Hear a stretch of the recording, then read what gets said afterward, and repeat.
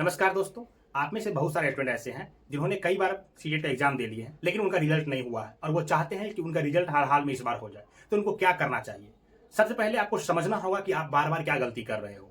मैंने बहुत सारे स्टूडेंट को देखा है कि सीटेट के प्रिपरेशन के दौरान वो बहुत सारे नॉलेज इकट्ठा करने में लगे हुए हैं, जबकि ये एग्जाम बहुत सारे नॉलेज पे बेस्ड नहीं होता है।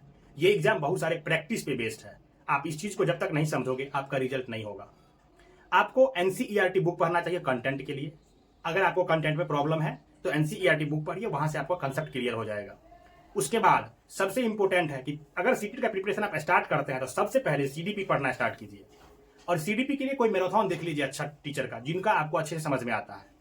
उस मैराथन में आपको ये समझ में आ जाएगा कि सीडीपी का कंसेप्ट क्या है। उसके बाद आपको जस्ट जैसे ही मैराथन खत्म हो daily previous year paper solve करना स्टार्ट कर देना चाहिए। अब आप कहोगे सर कितने साल का प्रीवियस ईयर पेपर सॉल्व करें, कौन सा प्रीवियस ईयर पेपर सॉल्व करें, ये सब सोचे बिना कोई भी एक अच्छे पब्लिकेशन का प्रीवियस ईयर का बुक लीजिए और सॉल्व करना शुरू कर जाइए। अभी आपका एग्जाम में टाइम है, जितना टाइम मिले उतना पेपर सॉल्व कर लीजिए। आप देखना जब एग्जाम का टाइम नजदीक होगा उस समय तक आपको पता होगा कि आपका स्कोर कितना हो रहा है सीटेट में, और आप उसी आसपास स्कोर करोगे एग्जाम में भी।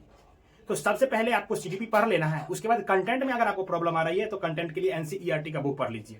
अगर 1 to 5 दे रहे हैं तो आप 3, 4, 5 और 6 का एनसीईआरटी पढ़िए। अगर 6 to 8 दे रहे हैं तो 6, 7, 8 का एनसीईआरटी का बुक पढ़ लीजिए कंसेप्ट के लिए।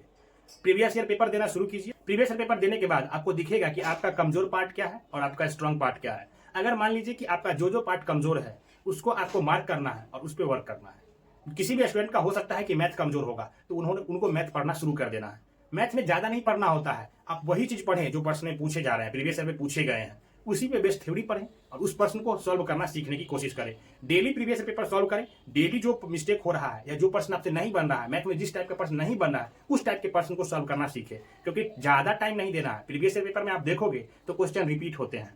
क्वेश्चन सेम टू सेम नहीं रिपीट होंगे लेकिन उसी पैटर्न पे रिपीट होंगे। जैसे अगर बात किया जाए मीन, मीडियन, मॉड का प्रश्न आते हैं तो हर साल आ रहे हैं। प्रोबेबिलिटी का प्रश्न आते हैं तो हर साल आ रहे हैं। इनर्स फॉर्मूला पे प्रश्न आते हैं तो हर साल आ रहे हैं। अगर किसी साल नहीं भी आए तो उसके नेक्स्ट अल्टरनेट करके तो आ ही जाते हैं। तो आपको ये देखना है कि अलजेब्रिक एक्सप्रेशन सॉल्व करने के लिए प्रश्न आ रहे हैं सिंप्लीफिकेशन पे बेस्ड, तो वो हर साल आ रहे हैं। तो आपको उसी चीज को सीख लेना है जो आपके प्रश्न में पूछे जा रहे हैं। उसके बाद पेडागोजी पे ध्यान दें, और पेडागोजी हो या सीडीपी, अच्छा स्कोर तभी कर पाओगे जब आप उसका प्रैक्टिस करोगे। तो इसीलिए कहते हैं प्रैक्टिस कीजिए। सीटेट पढ़ने के लिए नहीं है कि आप बहुत सारा नॉलेज इकट्ठा कर रहे हैं। जितना नॉलेज जरूरी है उतना इकट्ठा कीजिए और प्रैक्टिस डेली कीजिए। जब तक आप प्रैक्टिस नहीं करोगे प्रीवियस पेपर, आप रिजल्ट के करीब नहीं जाओगे। तो मिलते हैं नेक्स्ट वीडियो में। Till then keep learning, keep smiling, bye bye.